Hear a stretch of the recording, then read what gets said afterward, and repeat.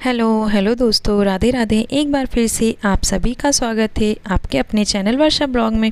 तो कैसे हैं आप सभी? आशा करती हूँ कि आप सभी स्वस्थ और मस्त होंगे। तो दोस्तों, अभी हो रहा है सुबह का वक्त। यहाँ मैंने दाल बनने के लिए रख दी थी। दाल बन के बिल्कुल तैयार हो गई है। मैं कुकर को खाली करने लगी हूँ एक बर्तन में, क्योंकि अब हम इसमें चावल लगाएंगे। खैर, चावल तो मैं थोड़ी देर बाद लगाऊंगी। कुकर को अच्छी तरीके से धो के और उसमें थोड़ा सा पानी डाल के और दाल में डाल के मैं अब इसे रख दूंगी। उसके बाद दोस्तों, मैं यहाँ मसने लगती हूँ, बाटी का आटा गूँथने लगती हूँ। यानी कि बाटी के आटे में पहले थोड़ा सा मई डाला, नमक डाला और थोड़ा सा मोयन के रूप में तेल डाल के हम इसे अच्छी तरीके से मिक्स करके और आटा गूँथ के रख देंगे। गूँथ के रखने के बाद करीब 10 मिनट तक मैं इसे रेस्ट करने दूँगी। इसके बाद हम दूसरा काम करेंगे। यहाँ दोस्तों, आटा पूरा लग चुका है। बाटी का आटा ना हमें ज़्यादा नरम नहीं, ज़्यादा टाइट भी नहीं लगाना है। हमसे बाटी बनाते बन जाए सिर्फ इतना ही लगाना है अपने अनुसार। इसके बाद हम इसे ढक के कुछ देर रेस्ट पे छोड़ देंगे। और ये जो आटा है ना, ये जिसकी हम रोटी बनाते हैं, ये वो वाला बारीक आटा है।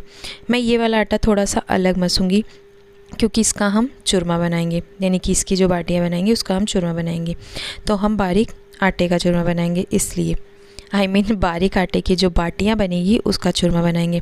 और बाटी का आटा जो रहता है हमारे यहाँ थोड़ा बड़ा सा पिसाते हैं, यानी कि सूजी की तरह, इसलिए मुझे बारीक आटा गूँथना पड़ा। यहाँ जो चूरमे की बाटी बनेगी उसका भी आटा गूँथ के बिल्कुल रेडी है। ये देखिए थोड़ा सा। इसके बाद दोस्तों, एक बार स्लैब को साफ़ करना तो बनता ही है। आपको पता है कि आपकी वर्षा फैलावा बहुत ज़्यादा करती है। इसके बाद मैं यहाँ तैयारी करने लगती हूँ कढ़ी बनाने की। कढ़ी बनाने के लिए छाछ हमने ले ली है। आधा छाछ आधा पानी हम कर लेंगे, ताकि कढ़ी खट्टी भी ना लगे और टेस्टी भी लगे। इसके बाद इसमें हम थोड़ा सा बेसन डालेंगे और बेसन डालने के बाद इसे अच्छी तरीके से घोल लेंगे, ताकि इसमें कोई भी गुठलियाँ ना रहें। गुठली रह जाती है ना तो फिर वो एकदम कच्ची कच्ची सी मुँह में आती, इसलिए इसे अच्छी तरीके से एकदम फाइन घोलना है।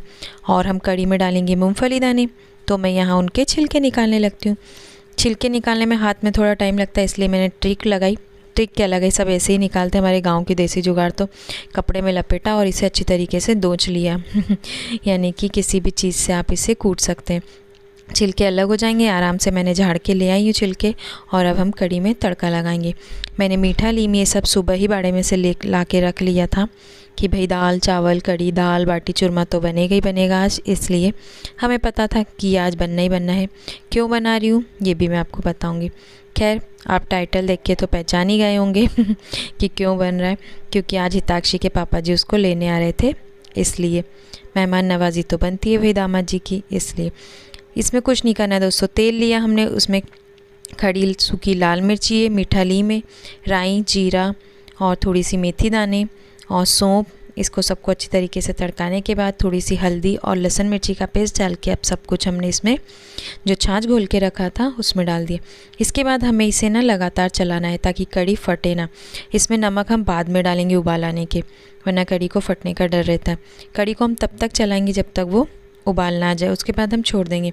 खैर, छोटी बहन को लगाई थी कढ़ी चालने के लिए, और मैं यहाँ आ जाती हूँ बाड़े में कंडे लगाने के लिए, कि मैं कंडे लगा जाऊँगी, घर जाके बाटी बनाऊँगी, तब तक यहाँ कंडे हो जाएंगे अच्छे से बाटी सेकने लायक।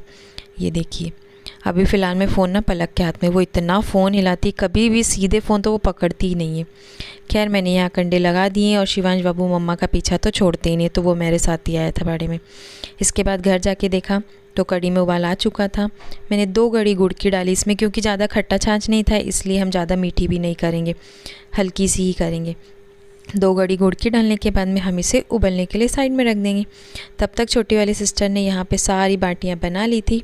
और जो चूरमे के लिए थोड़े से बड़े साइज़ के बनाएंगे, ताकि पहचान रहे कि भाई बाटी कौन सी और चूरमे के बाटी कौन सी है। थोड़ी सी बड़ी साइज़ की बनाएंगे, यानी उसे थोड़े टापले साइज़। तो यहाँ सारी बाटी उसने बना ली थी। इस साइड कढ़ी उबल रही थी, मैं उस साइड तब तक दाल बघार दूँगी, कि भाई बाटी सेकने भी तो जाना है बाड़े में। तो यहाँ दाल का बघार भी लगभग हो ही चुका था। अब हम इसमें सारी दाल डाल के और मिक्स कर देंगे। तब तक मुझे कहा गया कि भाई तुम घर ही रहो, क्योंकि हिताक्षी इस वक्त सो गई थी और फिर शिवांश भी परेशान कर रहा था। तो बोले दीदी आप घर का ही काम कर लो, हम लोग चले जाते हैं। तो मम्मी जीजी पलक छोटे सिस्टर सभी जने बाटी सेकने बाड़े में चले गए थे। मैं घर ही थी उस बीच। चलिए अब बाड़े में चल के इनका हालचाल देखते हैं, क्योंकि हमने दाल बघार के एक बार के बर्तन वगैरह चावल बना के सारा काम करके रख के आ गई थी। यानी कि ये समझिए कि किचन का काम सारा हो ही चुका था, सब कुछ बन चुका था, बस अब बाटियाँ देखने आई थी। तो ये जो बड़े बड़े दिख रहे हैं ना टापले, ये हम चूरमा बनाएंगे इनका। यहाँ बाटियाँ भी लगभग सीख चुकी थी। अब हम घर आ गए थे और जो चूरमे के लिए जो बाटी हमने बनाई थी उन्हें इस तरीके से फोड़ के और ठंडा कर लिया था। ठंडा करने के बाद हम इन्हें मिक्सर में बारीक, अच्छी तरीके से बारीक पीस लेंगे। कोई थोड़ा सा बड़ा खाना पसंद करता है, मैं थोड़ा बारीक ही पीसती हूँ।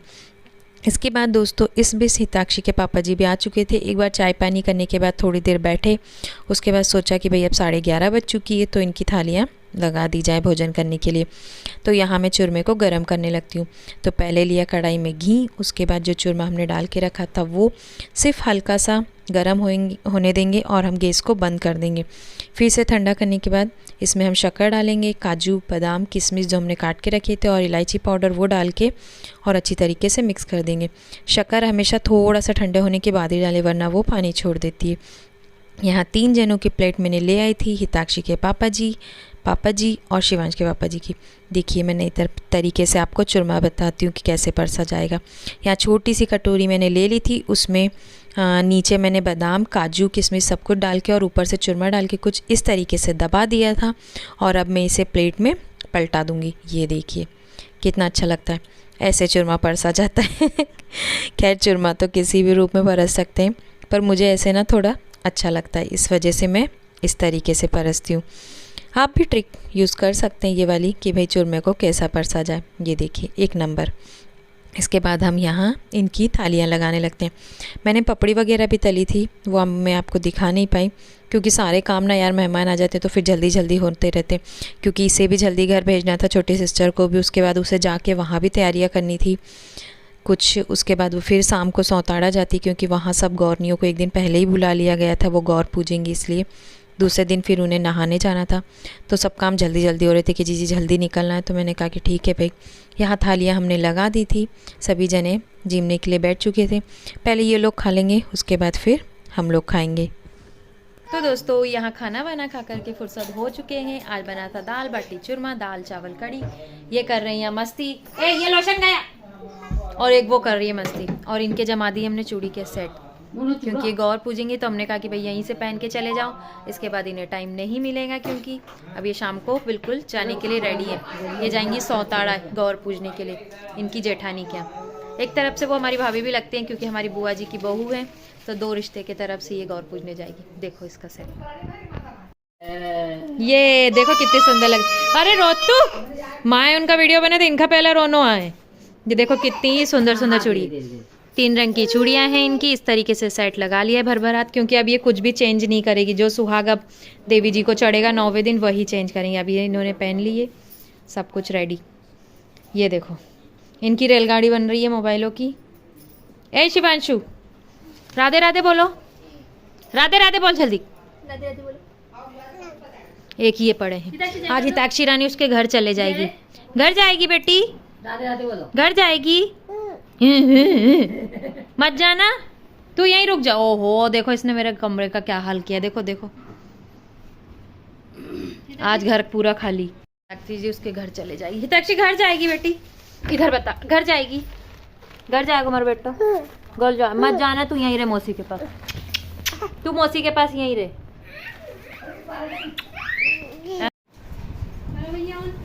ये होगा इनका डेरा रेडी। यहाँ इनके बैग पैक हो चुके हैं बिल्कुल जाने के लिए। खैर मोनू अभी मतलब छोटे सिस्टर अभी सिराली तो नहीं जाएगी, वो उनके काके ससु के यहाँ सामरदा ही जाएगी क्योंकि वहाँ से सौताड़ा पास पड़ेगा इसलिए। उसके बाद वो फिर वहीं चले जाएगी। तो यहाँ देखिए इनकी सवारी बिल्कुल तैयार हो चुकी है घर जाने के लिए। बड़े से बैग रख लिए गए। बड़ी गाड़ी लाने को बोला था तो इन्होंने ही मना कर दिया कि भाई छोटी गाड़ी से आ जाओ, कुछ ज़्यादा सामान नहीं। और देखने को गए तो बड़े बड़े बैग तैयार हो चुके थे।